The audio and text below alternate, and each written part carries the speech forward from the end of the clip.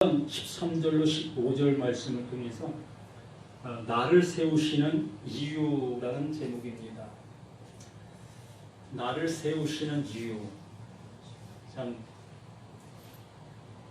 내가 이렇게 존재하는 이유겠지요. 근데 존재하는 그 모습 속에서 내가 왜 존재할 수 있었는가를 알게 된 상태, 그것이 나를 세우시는 이유.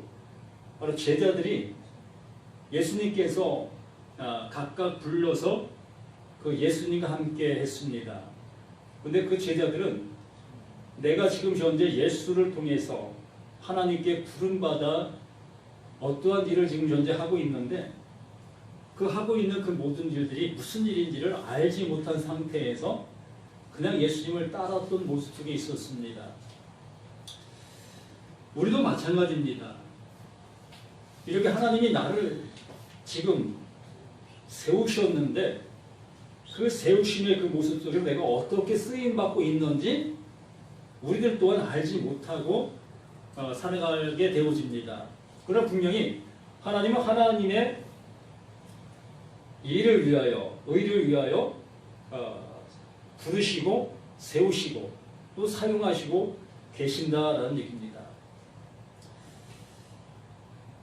오늘 그 성경 말씀을 통해서 참 귀한 그 말씀들을 보게 되어지는데, 이러한 말씀들을 하시고 난 다음에 이 4장 말씀에 가서 보면 비유의 말씀들을 해 주십니다. 제가 이 비유를 하려고 했던 것이었는데, 비유를 하기 이전에 왜 비유를 하셔야만 됐던가를 우리가 명확히 알고 있어야 그 비유를 통해 더욱더 하나님의 말씀들을 알 수 있게 되어집니다. 신천지라는 그곳에서 이 비유를 통해서 모든 것을 푼다라는 얘기를 합니다. 그 비유풀이. 그래서 많은 사람들이 그 비유풀이로 인해서 교회를 떠나고 그곳으로 가는 그러한 경향이 상당히 많이 있습니다. 그러면 교회에서 그 비유를 바르게 풀이해 줬으면 됐을 것인데, 그 교회에서 그 비유를 바르게 풀이를 안 해주다 보니까 그렇게 딴 모습이 되어줄 수밖에 없었다라는 얘기입니다. 이렇게 예수님께서 제자들을 부르사 그 제자들을 통해서 하나님의 일들을 하나하나 이루어갈 수 있는 그 모습 되도록 이끄시는 그 모습입니다. 이렇게 부름의 목적이 이것을 하게 하시기 위함이었다라고 말씀하시지요. 그래서 14절 말씀에 이러한 말씀을 하시죠.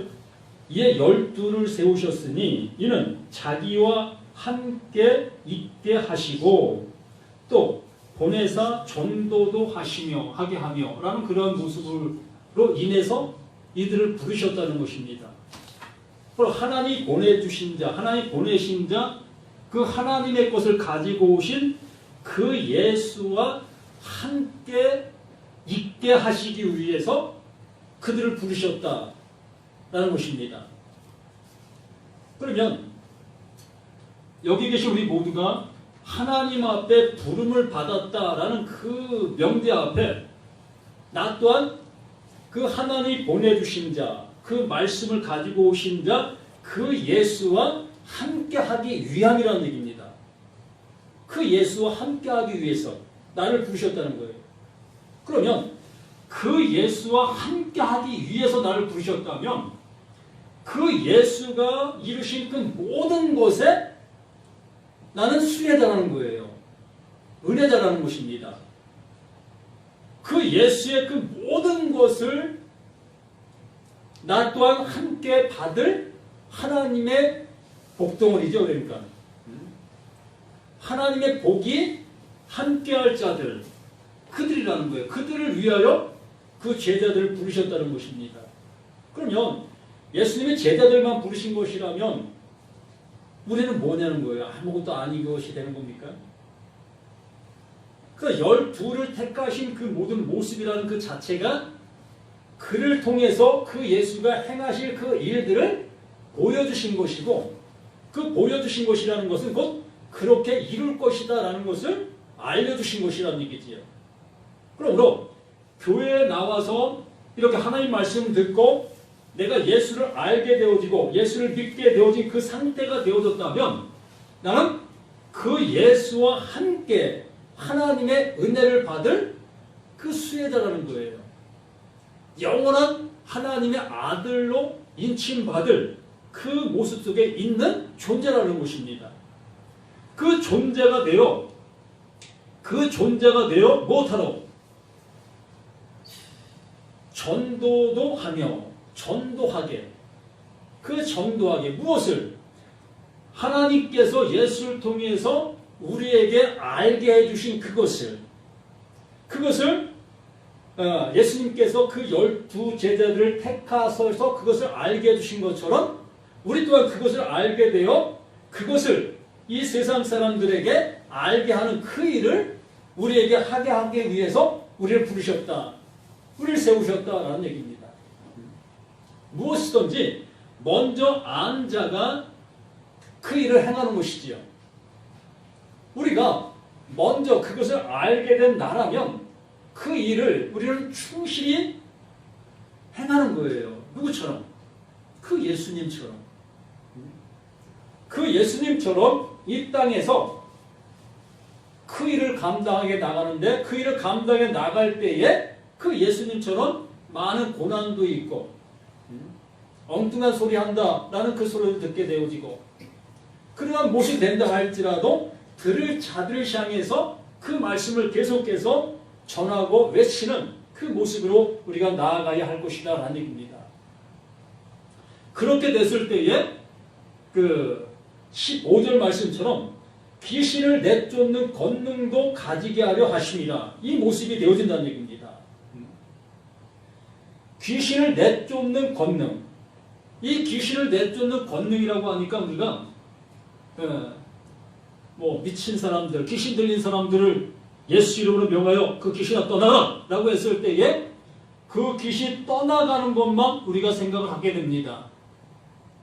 그런데 신기한 그 모습은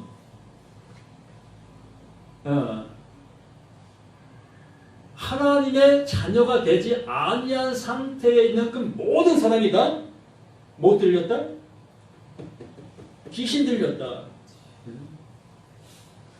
하나님의 말씀으로 인해서 아들이 되어지지 아니한 모든 사람들은 다 귀신 들린 사람이다. 귀신 들린 사람이다.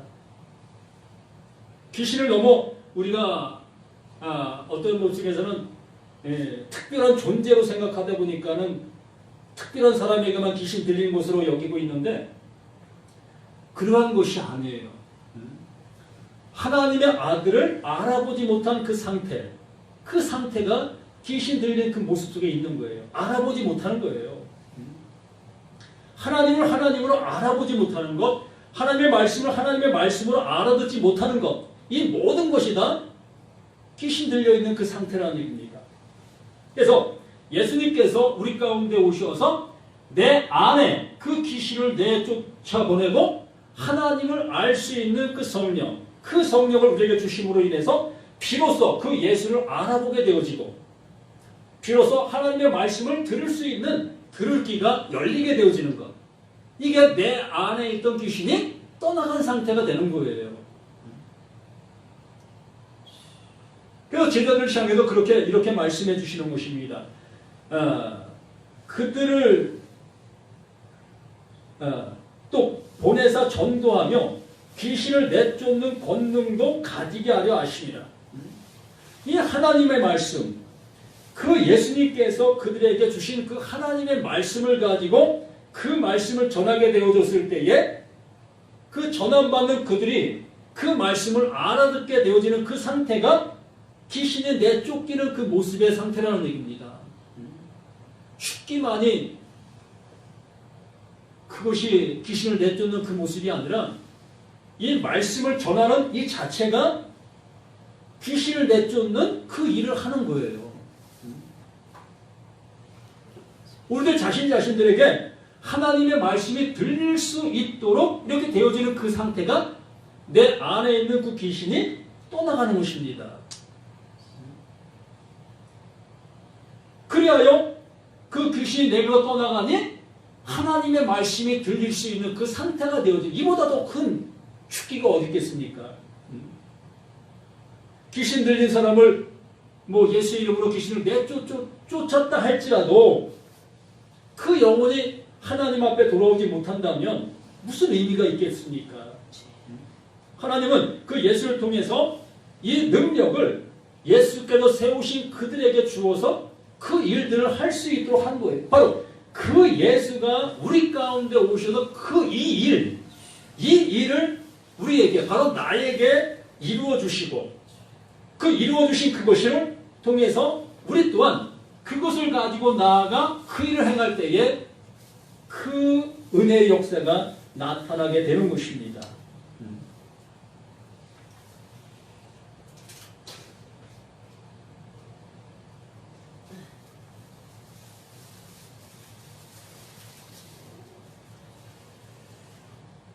그리고 이제 그 제대를 세우시는 그러한 모습의 말씀들을 우리에게 주시고, 그 20절 말씀에서 들어가다 보면 집에 들어가시니 무리가 다시 모임으로 식사할 겨를도 없는지라 예수의 친족들이 듣고 그를 붙들러 나오니 이는 그가 미쳤다 이러라.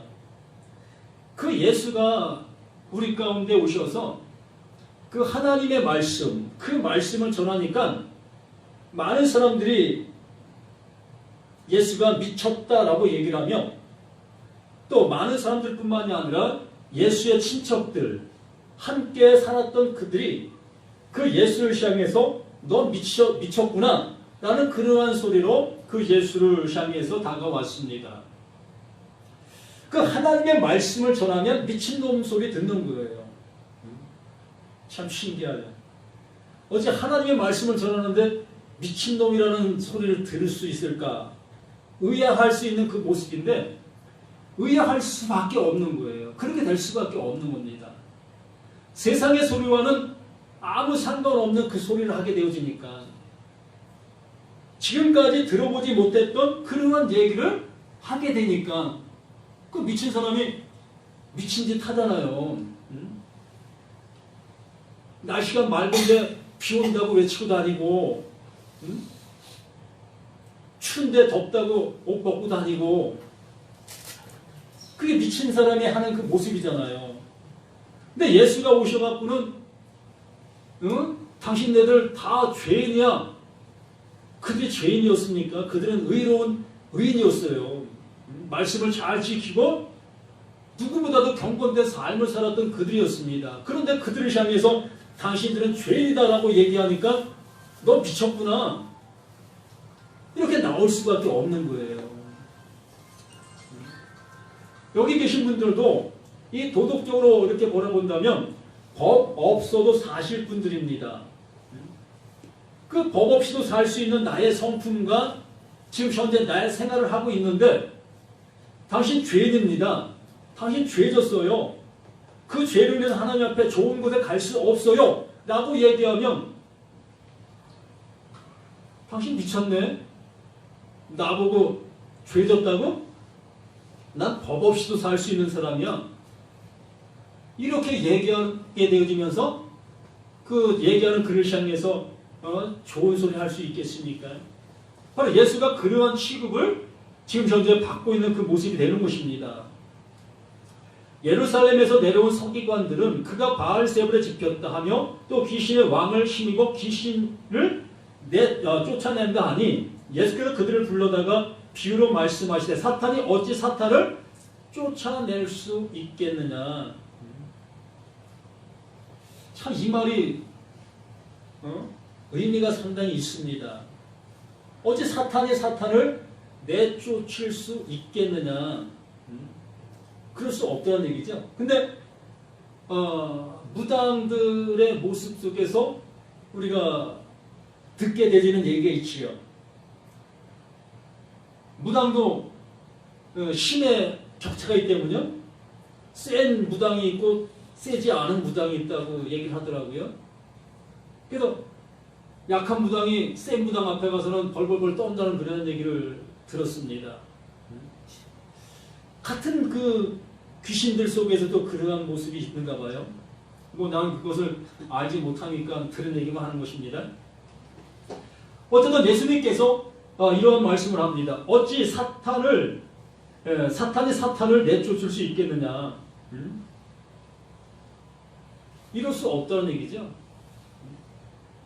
그러니까 예수님 가시면 사탄은 저절로 나간다는 뜻입니다. 네.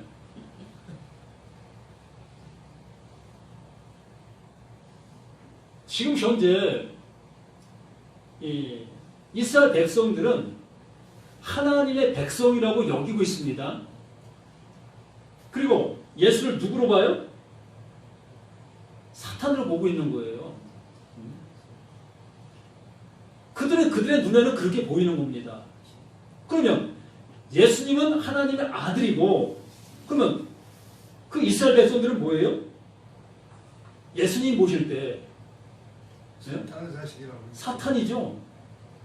서로 똑같은 거예요.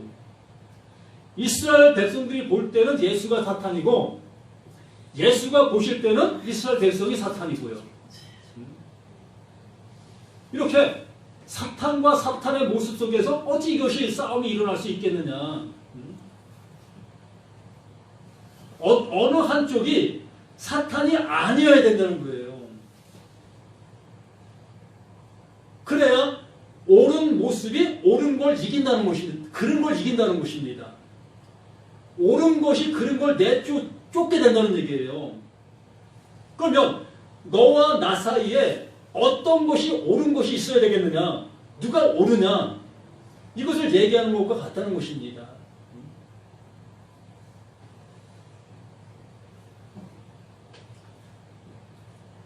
그러면서 예루살렘에 내려온 서기관들은 그가 바알세를 지켰다 하며 또 귀신의 왕을 씹어 귀신을 내쫓는다 하니 예수께서 그들을 불러다가 비유로 말씀하시되 사탄이 어찌 사탄을 내쫓을 수 있느냐?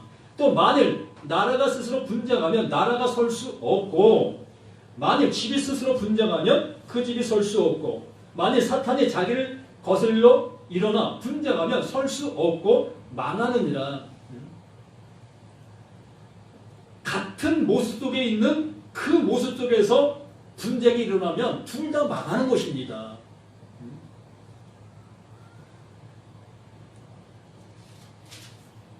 그래서 27절 사람이 먼저 강한 자를 결박하지 않고는 그 강한 자의 집에 들어가 색을 강탈하지 못하리니 결박한 후에 그 집을 강탈하리라. 이렇게 말씀을 하시는 것입니다. 실로 사탄과 사탄의 모습 속에서는 안 된다는 거예요. 어느 한쪽이 사탄이면 어느 한쪽은 옳은 자가 되어야 된다는 것이지요. 그래서 어느 한쪽이 강한 자가 되어 그 약한 자를 결박하여 그 약한 자에게 강한 자의 것을 줄 수 있다는 얘기입니다. 그럼 여기서 말씀해 주시고자 하시는 것은 그 강한 자가 누구냐는 것이지요. 강한 자가 누구예요? 하나님이시잖아요. 너희들이 믿고 있는 그 하나님이 강한 자다. 그 하나님이 누구를? 예수를 너희 가운데 보냈다. 그래야 너희들을 결박하고 하나님이 주시려고 하시는 그것을 주러 왔다라는 그 표현의 모습이라는 얘기지요. 그러나 지금 현재 똑같은 그 사탄과 사탄의 대결로 보게 되어지면 어느 누구도 취함을 입을 수가 없어요. 그것을 망하는 거예요. 결박을 당해야 되는 것입니다. 그 결박을 당해야만 그 모습에서 온전함으로 나아갈 수 있는 그 상태, 그 모습이라는 거예요. 그래서 예수님께서 그러한 모습 속에 있는 그 상태, 그 모습을 알게 하시려고 이제 비유라는 것을 들어서 이제 말씀을 해 주실 것이라는 얘기지요. 28절에 내가 진실로 너에게 이르노니 사람의 모든 죄와 모든 모독하는 일은 사심을 얻되 너희가 지금 어떠한 상태에 있는 그 모든 모습을 너희는 알지 못하고 있다. 알지 못한 그 상태에 있는 그 모든 모습 속에 있었기 때문에 그 모든 모습을 알게 해주시게 되어졌을 때 그 모든 것에서 못한다? 사함을 얻을 수 있다. 알지 못했으니까 내가 결박을 당해야 될 나이인데 결박을 당하지 아니하려고 있는 그 상태, 그 모습은 모르는 모습 속에 있으니까 그 하나님을 어떤 하나님을 알지 못하고 있는 그 상태에 있기 때문에 그들을 향해서 오신 그 예수, 그 하나님의 은혜로 인해서 그 용서함을 받을 수 있는 그 모습이라는 얘기입니다. 그 상태에는.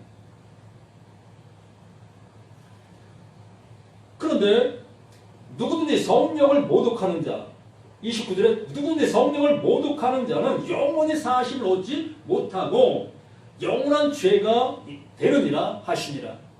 그러면 이 성령을 모독하는 자는 사하심을 얻을 수 있다라는 그 얘기는 당연한 거예요. 이 육의 관계 속에서는 그 하나님을 알아볼 수가 없었던 모습이었다는 얘기예요. 어느 누구도 그 하나님을 알 수가 없는 것입니다. 그러므로 이 육이 어떠한 범죄, 어떠한 모습이 됐다 할지라도 그거는 하나님, 그 예수로 인해서 다 용서될 수 있는 그 일인 것입니다. 그분이 오셔서 그 죄의 대가를 지시기 때문에. 그런데 이 성령을 모독한다는 것은 그 영이 우리 가운데 오셨을 때에 그 영이 말하는 그 영이 알려주는 그것을 받아들이지 아니한다면 그게 성령 모독죄라는 거예요. 용서받을 수 없다는 것입니다. 이게 마지막인데, 이게 마지막 사랑인데, 하나님의 마지막 사랑인데 그 마지막 사랑을 받지 아니하는 자들이 어찌 용서할 수 있겠냐는 거예요. 목사가 무슨 얘기하는데 듣지 않는 것이 성령 모독죄가 아니고요. 이거는 인간관계 속에서 얼마든지 서로 욕할 수 있고 뭐 멱살 잡을 수 있고 있습니다. 이런 거 성령 모독죄라고 할 수 있는 거 아니에요.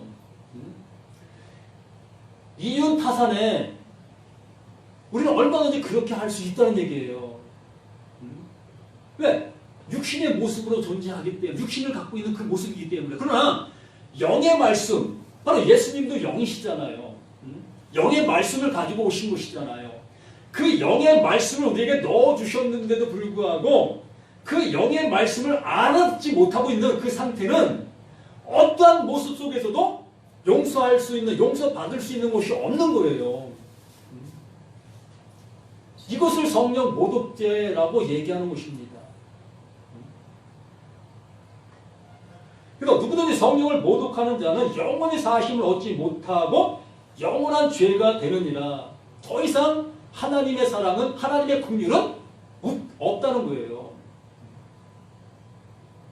그 영으로 오신 그 그리스도, 그 은혜를 알아보지 못하면 더 이상 주실 은혜는 없는 거예요.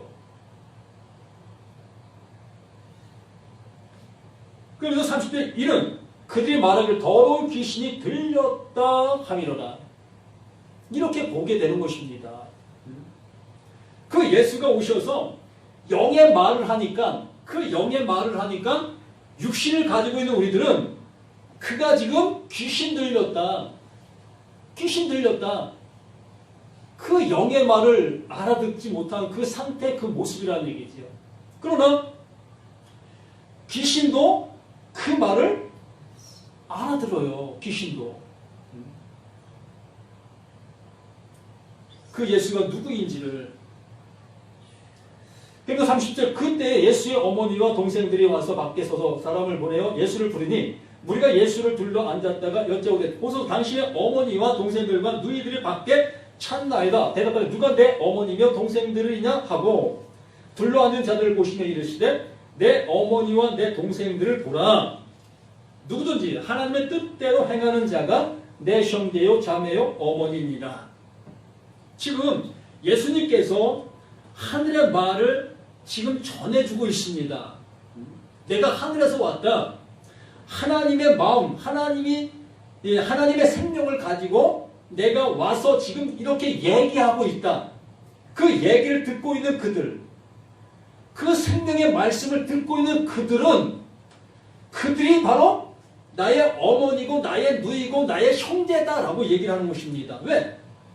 그 말이 그들에게 들려지니까, 그들 안으로 들어가지니까, 그들이 그 말을 어떻게 했다? 영접하니까 그 말을 품었다는 얘기입니다. 그 말을 가지고 그 말이 내게 들어와 내게 무엇됐다? 임신됐다. 내게 잉태됐다. 그 얘기예요. 예수가 와서 하늘의 말을 전하니까 그 말이 내게 들어와 내게 잉태된 거예요. 그 잉태되면 무엇을 낳습니까? 예? 그 생명의 말이 내게 잉태되니까 내게 무엇이 출생되어지겠느냐는 겁니다. 그게 생명이 출생되어지는 거예요. 그 얘기를 지금 하고 있는 거예요. 내 형제가, 내 엄마가 지금 밖에 와서 그 예수를 지금 현재 찾고 있습니다. 그 육신적인 그 예수를 지금 찾고 계셔요. 그 부모가 와서. 그러니까 지금 그 육신적인 거 다 아무것도 아니다. 내가 지금 영적인 얘기를 하고 있다. 하늘나라의 말을 지금 하고 있다. 그러니 나와 함께하는 그 너희들, 내 말이 너희 안에 들어가고 있는 너희들이 나의 형제요, 나의 어머니요, 이러한 상태가 되어진다는 거예요. 하나님의 가족 되어진다라는 얘기입니다. 이렇게 이러한 말씀을 하시고 나서 4장에 씨 뿌리는 비유를 비로소 드시는 거예요. 이미 씨를 뿌리셨잖아. 예? 그 유대인들이 예수를 향해서 귀신 들렸다라고 얘기하고 있었지만 그러한 와중에도 그 무리들을 향해서 그 하늘의 말을 지금 전하고 있었잖아요. 그 전하고 있는 그곳이 무엇한 것이라고요? 씨를 뿌리고 있었다라고 얘기하는 거예요. 그들 마음속에 잉태시켰다. 예? 그 영혼들에게 하늘의 말을 그들에게 주어 그들이 잉태되는 그 모습이 되게 했다. 3장 말씀의 결론이 그겁니다. 말씀을 듣고 그 말씀으로 잉태된 그들의 영혼, 그들이었다는 것이지요. 그러나 그들조차도 그것을 알지 못하고 있었기 때문에 4장에 올라와서 못해요? 씨 뿌리는 비유를 행하시는 거예요. 그 씨 뿌리는 비유를 이스라엘 백성들이 너무나 잘 알고 있는 사건이잖아요. 늘상 생활 속에서 씨를 뿌리고 또 그것을 키우고 또 그것을 거두는 이러한 일들을 늘 일상생활 속에서 하고 있었기 때문에 그 씨 뿌리는 비유를 들으면 아, 이 얘기를 하고 있는 것이구나. 이것을 알아들 수 있도록 그들은 되어져 있는 사람들이었다는 얘기지요. 그런데도 아직까지는 하나님의 성령이 그들, 말씀을 듣는 그들에게 임하지 아니한 상태이기 때문에 그 씨 뿌리는 비유를 들어도 알아듣지를 못합니다. 그 신천지에서 그런 얘기를 하는 거예요. 어느 누가 이 씨 뿌리는 비유를 알아듣는 데가 있느냐? 알아듣는 자가 없다. 그런데 이 씨 뿌림의 해석을 받은 자가 그 신천지에 와 있다. 또 그가 지금 그 말을 해석해주면 그 말을 받은 자들이 다 하나님의 아들 되는 것이다. 14만 4천에 속하게 되는 것이다. 이런 얘기를 하고 있는 거예요. 그러니까 그렇게 얘기를 하니까 그런 얘기를 들어보지 못한 사람들이 아, 그렇구나. 거기에 혹해서 글로 빨려 들어갈 수밖에 없는 겁니다. 그럼 기성교회에서 이렇게 3장 말씀을 바르게 이해시켜 주시고 그러고 나서 이 4장 말씀 씨 뿌리는 비유를 이제 설교를 하게 되어졌을 때에 아, 바로 예수의 말씀이 씨를 뿌리고 계시는 것이구나.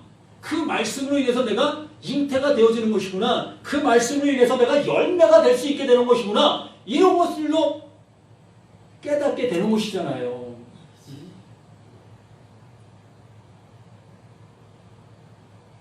그래서 하나님의 말씀이라는 것은 정말 하나님께서 열어주셔야 알 수 있는 것이지요. 지식을 가지고 안들 그냥 알매 끝나는 것입니다. 씨 뿌리는 비유를 내가 100% 내가 인지했다 할지라도 그 의미를 알았다 할지라도 이것이 그 하나님께서 그 예수를 통해서 그리스도를 통해서 그 성령을 통해서 내게 뿌려진 것이 싹이 나고 잎이 나고 열매가 되어지는 그 사실이 나 자신이 되어져야 되는데 그 자신이 되어지지 아니한다면 아무 의미가 없는 거예요. 이 성경이라는 것은 내 밭에 나라는 밭에 하나님의 말씀이 뿌려져서 그 뿌려진 씨앗에서 어떻게 돼요? 움이 터야 되는 거예요. 나를 살리시는 그 모습이 되어야 한다는 얘기입니다. 아니 살리기 이전에 뭐 어떻게 해야 되라고요? 살리기 이전에 죽음을 알아야지요. 우리가 씨를 뿌려보셨잖아요. 씨앗을 뿌리면 거기에서 그냥 움이 나오는데 그 움이 나오면 그 씨라는 그 자체는 어떻게 되는 거예요? 죽잖아요. 그 씨눈에서 싹만 틔우고 씨 몸은 그냥 거기서 죽잖아요. 그 죽음으로 그 씨눈에서 싹이 트는 그 모든 것에 영양분을 공급시키는 그 일을 하는 그 모습이 되는 것이지요. 이렇게 하나님의 말씀은 나에게 나를 싹을 틔우고 나에게 영양 공급을 주는 그 역할을 이 말씀이 해주시고 있다라는 얘기입니다. 그래서 다음 주에 이 씨 뿌리는 비유에 대해서 좀 비유에 대해서 설교를 좀 하려고 합니다. 그래서 비유 때문에 흔들리는 그러한 사람들이 너무나 많이 있고 그 의미를 잘 모르다 보니까 엉뚱하게 해석하는 그러한 경우도 있고 그래서 이 성경상의 이 복음서에 나와 있는 그 비유에 대해서 한번 하나하나 살펴봤으면 합니다. 그래서 우리 모두도 이 비유에 대해서 이 성경상에 나와 있는 그 비유에 대해서 한 번씩들 읽어보시고 특히 누가복음 13장 이하에 나와 있는 그 말씀들 한 번 더 깊게 한번 읽어보셔요. 그래서 내가 생각하는 비유는 어떤 것이었는가 한번 내 스스로가 그 비유풀이를 한번 해보셔야 되지 않겠어요? 그래서 내 스스로가 비유풀이를 해보시고 그리고 나서 제가 이렇게 비유풀이를 해 나갈 때에 무엇이 서로 틀린가 한 번 더 이렇게 생각해 본다면 더 큰 은혜가 될 수 있지 않겠는가라는 것입니다. 그래서 오늘 이 나를 세우시는 이유 바로 이러한 것들을 이루게 하기 위해서 이 세상 사람들에게 씨를 뿌리고 있는 그 모습이 어떠한 일을 지금 현재 하고 있는가를 우리 스스로가 알 수 있는 그 모습 되어져 가야 하겠다라는 얘기입니다. 기도합니다. 아버지 하나님 더욱더 믿음의 길을 걸어갈 수 있는 우리 모두가 될 수 있도록 도와주시기를 원합니다. 아버지 강한 자가 그 아버지여 그 약한 자의 그것을 결박하지 않으고서는 그 약한 자의 그 어떤 것도 뺏을 수 없는 그 모습이라고 봅니다. 아버지 하나님 아버지께서 나를 결박시키시고 나의 나됨의 그 모든 모습을 다 제어해 주시고 하나님이 주시려고 하시는 그 영원한 것들이 내 안에 풍족히 넣어지는 아버지가 원하시는 그 온전한 창고가 되어질 수 있도록 함께하여 주시옵소서. 구원의 생명의 말씀이 온전히 담겨있는 하나님의 글씨 되어지는 우리 모두가 되기를 구속의 주 생명이 되시는 예수 그리스도 이름으로 기도드립니다. 아멘.